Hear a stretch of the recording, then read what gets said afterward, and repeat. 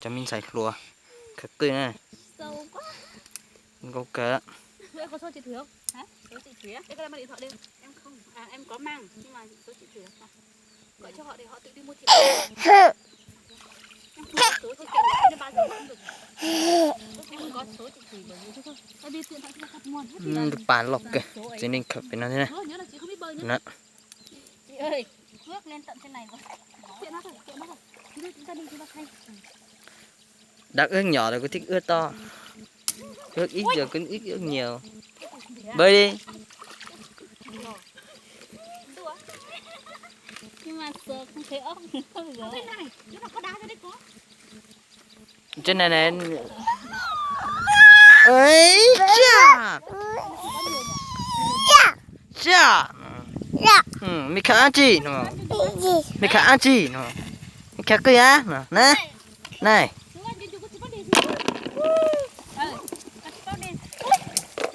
Họ tua xong một. Đó cá là. Quay lại nó. Chưa gì đã nghĩ đến. Có ăn chay không? Có, why not? Con trai nhá rồi. Cho nhỏ con tin đi cho bút ra. Lát đê. Lát đê nó với hộp lát đê này với nụ mông này. Ui, tụi nó lồng con khá chi này giờ. Bỏ. Ơi. Mình lồng con khá kìa. Hay tata nè. Kinh tata nè, bỏ. Bút tê. Bỏ bút tê. Lấy hình kê này. Hay nó có sai nó, hay nó. Ui. Đang bên đấy có không chị? Ui. Bún răng tăng ăn tao à. Đi. Đi. Con cao ơi. Con đã chín rồi giờ. Chị sợ lắm chú ạ. Em cũng hơi sợ này. Nó kiểu ở trong này em tưởng nhiều lắm nhưng hóa ra toàn là đá rồi. Cái tín thứ cho áo bán những sinh nhân đó. Áo tuôn lại. Ui. Con này là con gì đấy? Lỗ đi. Ui. À chị Su. Con này là con gì á chị ơi? Hả? Lỗ là. Con nào? Mưa rồi. Cái này ấy. Cái này. Trứng cá. Con nào? Con này ấy. Là dài á. Trứng con cá. Con nào? Là dài đi đu này. Nó đu đến thế nào chứ? Trứng con cá. Đĩa sao mà? Đĩa. Trứng con cá gì mà dài thế? Làm gì Chị muốn ăn gì à? Con củ chị muốn ăn gì nè? Chị đã rất chăm chú nghiên cứu con già nên chi cả tôi phải đó, tao tốt thật. Anh xem. Làm gì trứng cá? Trứng con cá. Trứng cá làm gì? Thế, hàng men đấy. Thật Làm gì? Nó theo đường dây như thế sao nó mới nở thành từng con à?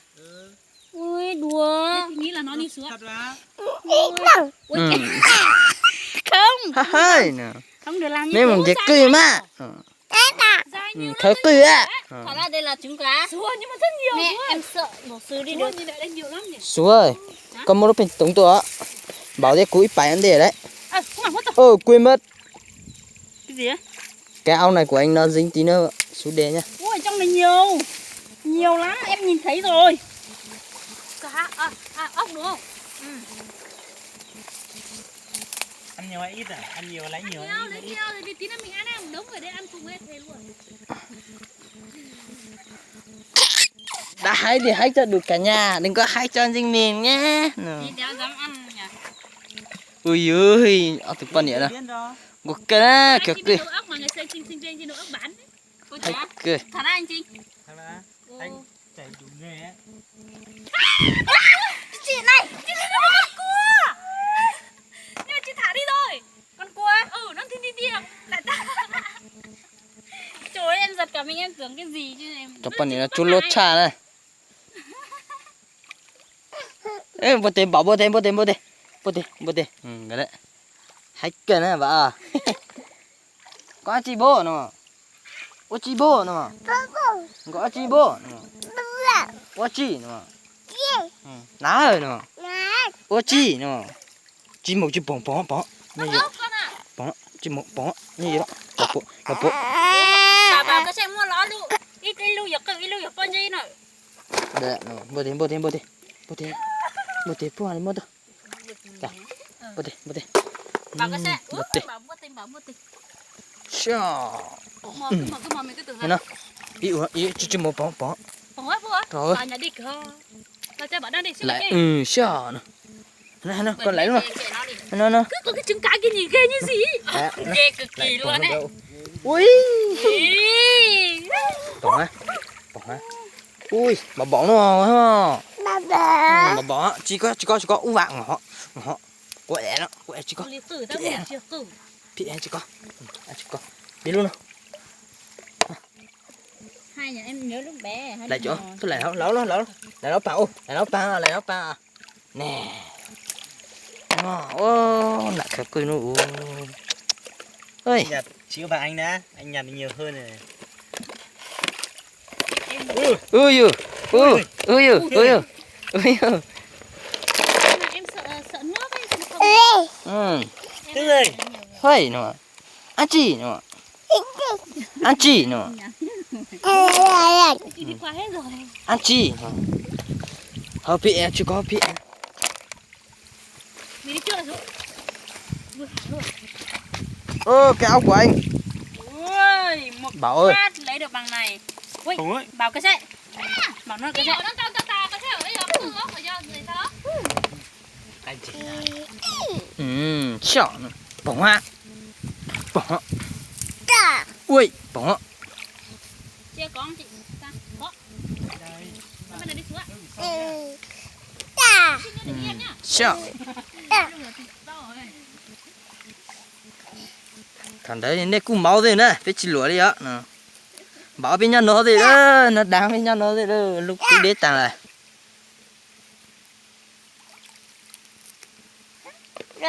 hey miệng ăn chi nè sau đây Giật cả mình trứng cá. Cái con này đấy. Mẹ nó. Đi gì luôn chứ nó không có. làm gì miệng nó ở đây thế chứ miệng nó đi rồi Ui, bực cả mình. Ở đây nhé, cô cá rôn nhiều lắm đấy. Thế câu đi. bên trong này blue này ốc chạp bố bên trong này Đi chợ xong về đây câu. hay cả này đây bên trong tôi họ nói gọi là gì nó bàn à cho con nhện thế này ta đã kẹp rồi nó y thì nó này Chợ tới trưa nó hết tan rồi chợ này. Thế mình về đây ngủ ạ? Thôi ngủ bên đấy đi. Em ngủ đâu ngủ nhưng biết. Chơi. Chẳng biết chơi cho nào mới thích. Mẹ đến. Đêm nay với mẹ rồi. À ừ rồi. Đã chú à. Mấy chị này. Lại bắt đầu làm em giật cả mình. Đúng con gì lắm. Ghê nhỉ chị. giống con vã Cũng bảo lại cho bảo nó chỉ tuần nào bảo Báo ơi bảo này. Yeah. dạ bố tiền bảo bố tiền Bảo nói bảo. Yes. dạ Yes. sure nó xem mà bảo nó ra lại tao mà Bỏng tao à. Lấy con cua đi. Lấy con cua về cho bạn. có một con thôi con đi đâu Bảo ấy đấy nha, bảo cặp bỏng với. bỏ hoa con đó chim hổ con được biến nào Con không biết bơi đấy nha, nói trước nha. biến nào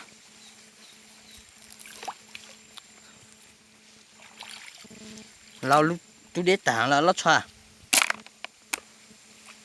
Bảo cỏ. wow Tao có chia cho. sao mà sao Em bạn đi quý luôn đấy em ấy. Chị có mang. Mang ít thôi. Không mang khá nhiều đấy, chị không mang. Nhưng mà chị mang đồ đi chợ. mang đi làm cho còn cảnh. Đi nó ngày về nó giặt quần. Áo anh mang một cái hàng tháng. Tự hào quá. tiết kiệm thôi chú nhà tiết kiệm thôi nhà mày có nhà tắm không mày tắm ở đâu tao tắm ở suối thế mùa đông thì sao mùa đông mấy tháng thì chứ mấy bảo nha 是是那么，是不是？是那么， mấy tháng mới tắm một lần cứ ra đâu. Người ta vẫn sống. Tại kiểu mình tắm quen đấy nên thế thôi, chứ còn nếu mà không tắm chả sao ấy. Ừ.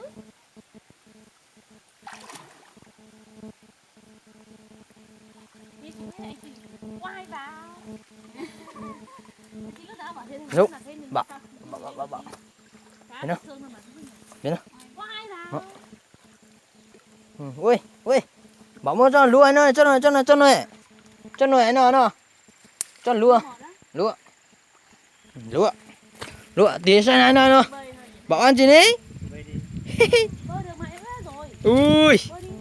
bảo lún rồi lúc cả đã Ai. bảo lúc cả đã Không, không ra. Ui, cái kia là cái gì á? Em thấy cái trang này. Là uống nước. Như cái nó. Em biết bơi mà em nhắm ra nó em bởi vì cứ nghĩ em không này. Em sợ cái đấy lắm. Bơi bằng gì đây? Nói đấy mình đã không muốn ở đây nữa.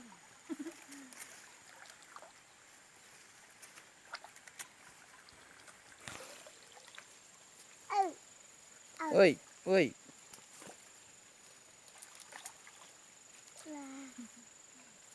Thôi này thôi nhỏ, nó chưa to lắm, nó nhỏ nhỉ. Chưa đến mùa. Nó chưa lớn.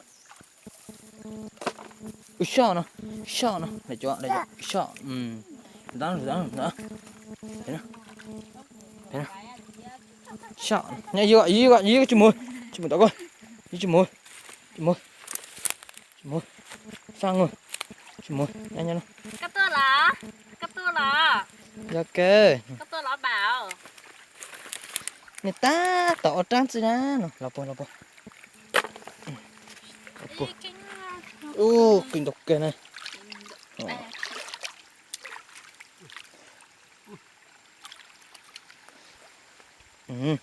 tốt rồi bổng á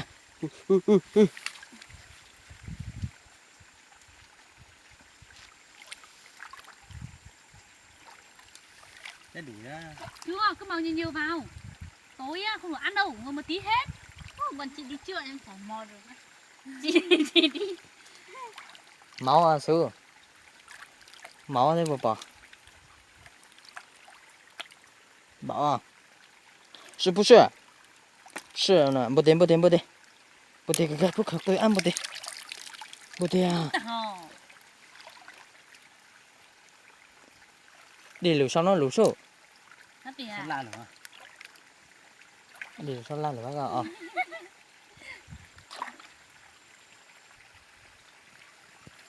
Nhiều phết nhỉ chị nhỉ. ui còn á tốt rồi nó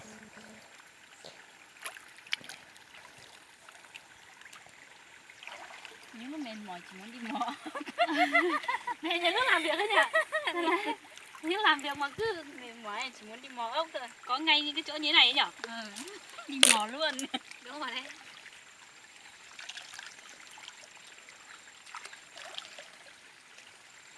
Không biết bơi chứ. Mình thấy mình giờ bị chìm, mình đang thấy nặng, người mình nặng như gì thôi, nhưng mà bơi ấy. Không, tại chị không biết thăng bằng không? Có thăng bằng à? Em biết bơi từ năm lớp 2. Chị chưa bao giờ đấy dám bơi luôn. Bơi suối thôi. Chị em có mấy 8 chiều. mẹ ơi nè Chị thấy trùng tu hết rồi đúng không? Dạ. Rồi ngoan nhá. Mà trùng tu Em lông hết rồi. rồi đúng không? Ngoan.喂ăn gì đấy Mình đi lên thác đây. là ăn gì đấy Ngoan. Đóng buôn đi. Đóng này. Sửa lại rồi. chỉ có uvan ạ Cái đợt bọn anh lên là chiếc cầu nó còn bằng gỗ nhỉ đấy.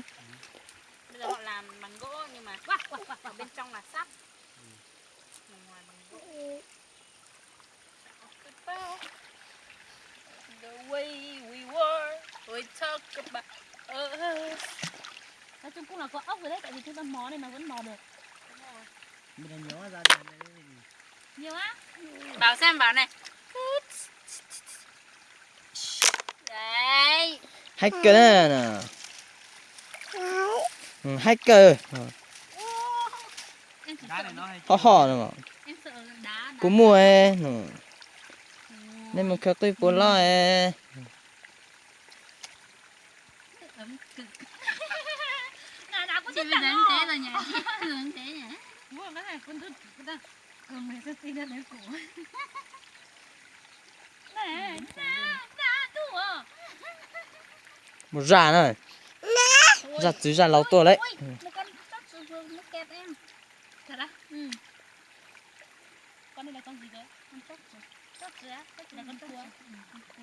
Con cua vậy. Không gọi sắp sửa. Sắp sửa. Có thằng này tí mê hu nhá đâu. Hả ha?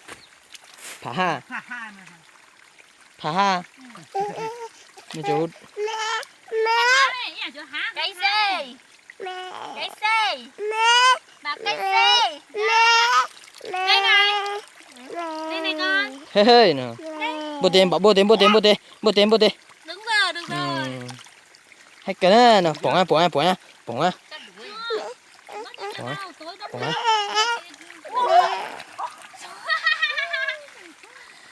Trong này sâu như gì nhỉ?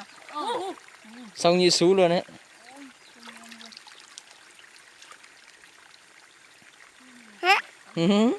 Quá chị nè. Mình đã đẻ nè. Em lâm lâu nè bảo. Tôi tao. Lấy cái cây này lên nha. Đây. Nhiều. Wow, anh em mang sang bên này. Anh nhặt đi để đưa đây, và anh Hải và em nhặt chưa? Bên này còn quay chi. Đúng rồi, đưa đây, đưa đây. Nhé, vào nhé. Anh đưa sang bên này đi anh. Không được, sữa bới ra đây sữa. Ôi. Sữa anh bắt ra đây đi, xong chị em mình hái cơ. Mang quay về đây, camera không đi được đâu. Đây mình còn có bảo nó không đi ra bảo nha. Đúng rồi, sang bấy bảo. Bấy bảo vượt qua thêm nhiệm vụ cao cả. Wow. Đẳng cấp. Chị ấy cái này để em đi. Em đi giúp anh Trinh kéo về. Chắc spot đấy cơ mà, nhiều gì to. Dương đâu? Ná ơi nè. Ná ơi nè, ná. Nó chỉ có đi à? Mẹ ơi nè.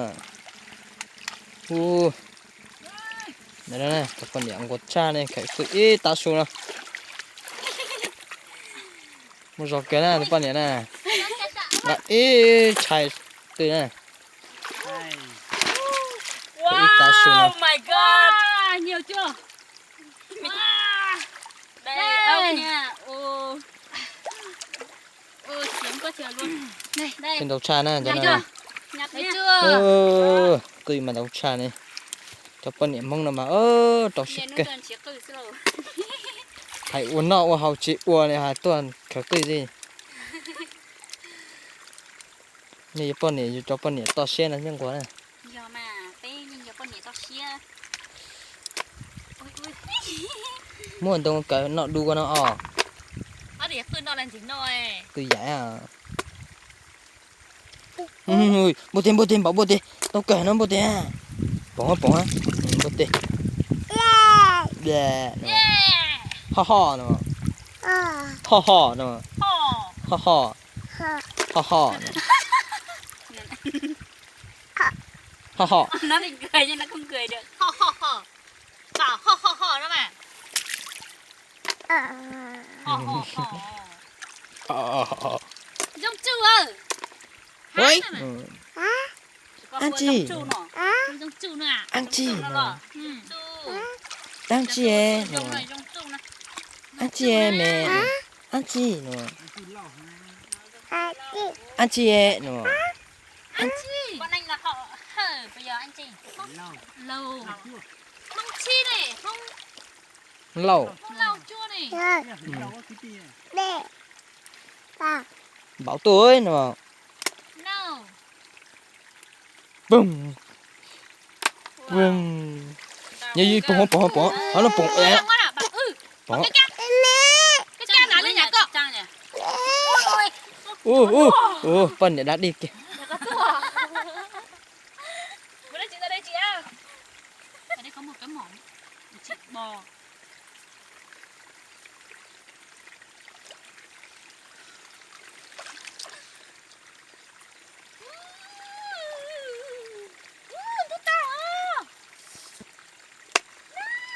quá chị nhà Có cho tụi anh nó cho tí chị. lấy đâu ba anh gì đó bút đồ mà Mất cho ba. ủa đó không có đồ có chụp bút đen mà Đã nó có gì nữa. Chặt chị Linh nó tích cỡ. Ôi chị. Ôi chị Linh cho new mù đi là. Ôi chị cho lúa chị ơi. Chị ơi, chị đừng có là có biết à. Chị ơi. Sâu cực luôn. Đúng rồi, cái này sâu mà. Bên này là ít lớp không thứ hai này. Tu to. Để chị ơi cho lúa. Anh đi cho mẹ bắt cái này đi. Nhớ là em không biết bơi nhá. Đâu. Xuống đã nói vậy lúc thôi. Tè. Sao như gì chị ạ? Em cần tuột. Có anh Trinh lấy nhiều như thế chăng? Xong nếu mà chị mà xóa chị muốn hả mà thế để chết lùa. Chị cũng tôi cứ. Đúng rồi, con em không? Nè. Nhiều cực luôn.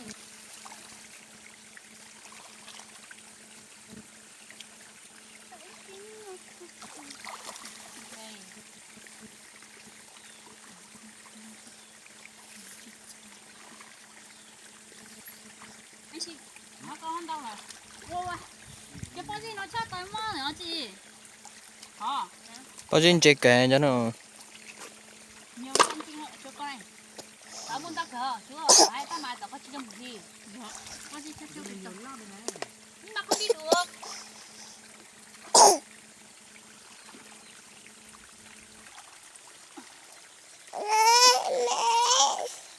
sao thế bảo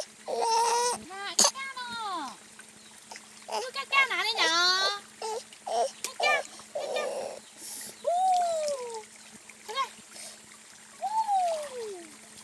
nằm bấm luôn Cá mày nè. tay kệ nè biết sáng có để đâu nè mà hơi bọn đó chơi trịchตัวđây nè xem họ một bò ngầu wow dữ nặng quá lắm đó Con làm bà tư đâu?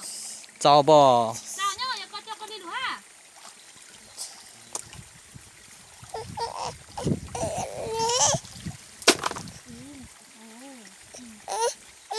bút tiền nào luôn chị té uan Đi xuống thằng đi ta đi. té uan té biết chó uan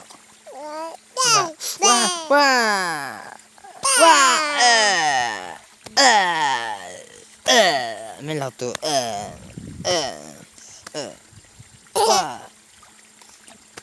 Ui, múa.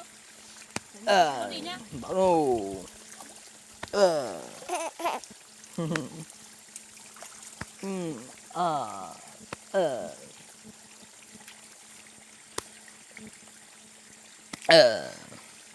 Shaw. Shaw. Sẽ nấu cái gì đó. Tao lấy. Tao lấy. Sao hậu miệng kịch thế à? Tao thấy họ thường xanh tao thấy nó chỉ can ha. Chả chả ít lấy nữa ít tặng nó xem. Ui. Tao nó chỉ để nó lưu tới sao tặng đi. Tăng từ. Đây á. Đi về đi anh ơi. Chứ bỏ. Đông mà. Ngồi chợ Bắc Hà bán ốc nhá. Bắt nhiều vào. Ốc. Mua ốc rồi bảo ấy. Mua ốc rồi bảo ấy. Cũng mòn bọn tao ngu nè. Mòn. Nè nè. Mòn bọn tao ngu nè. Đất nhà chị nhỉ. Bỏ. Quá, đi. Bỏ.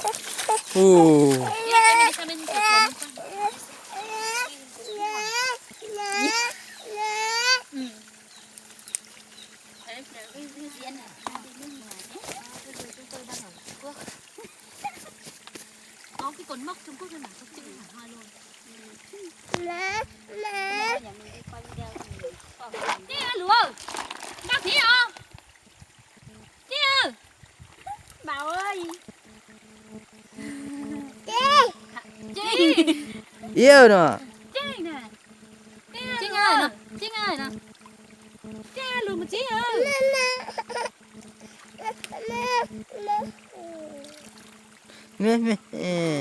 Đâu mà lau cu Bố tao thấy nó luôn đâu như chỉ có u bạn ạ. thôi tháo cái đi với nữa là cứ chật để lang ngay luôn nhá.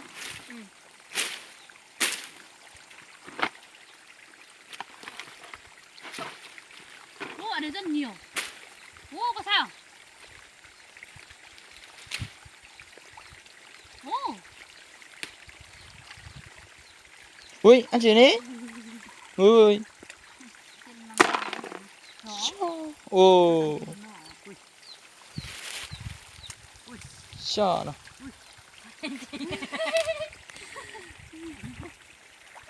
Ra đây chưa vậy? đang hay lăn dốc rồi. Ôi chưa. Ui nhiều nhỉ. chỗ có hú đi hả Chỉ có lăn chúa các mày là cùng chúa. lạ đấy Bảo á. biết cho nó nam duyên đầu sọ chua sắn là chỉ sáu ô ha nam duyên đầu sọ chua Tao ơi. biết nào biết chịu ô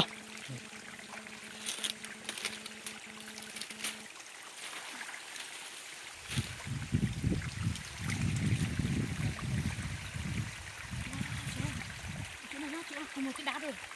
Nhiều thế. Lấy cái to rồi, lấy cái nhỏ nhỏ làm gì? Nó đi ăn hết. Đến lúc ăn xong còn những con nhỏ nữa, biết đâu thèm được ăn. Con nhỏ vứt thì Không. em tặng cái to này. Xem nào, xem của anh Trinh này. Ui nhiều phết thôi. Nhiều nó to phết đấy. Đây, để em lấy. Hiện tại cái đường đường đấy nó ở dưới. Ui, Ra. Đây về đây. về đây hello nó ăn chị bố nó mà bố mổ có chị mổ Ôi, ta lên. kinh tốc cỡ này nặng quá. Nặng quá. Ôi trẻ. Tôi thằng đào phú nhá mà. Đó. Bảo ơi, Bảo bảo để con cho. ốc không? Sao con con này. Sao mua. Cái tao thấy nó tính muốn tao thấy Ủa, của tăng cái tuần này. Của tao ủ chứ. còn tôi há vào tàu Thế mình qua xa thế nhỉ? Đây. Cho ăn. còn nhiều ốc á nhưng mà không có thời gian rồi con ạ. đi về đây anh bé anh cống Về đi. anh cống Hai bà. Bị cỡ à? bỏ Có cú gian thăng đó này Ăn trước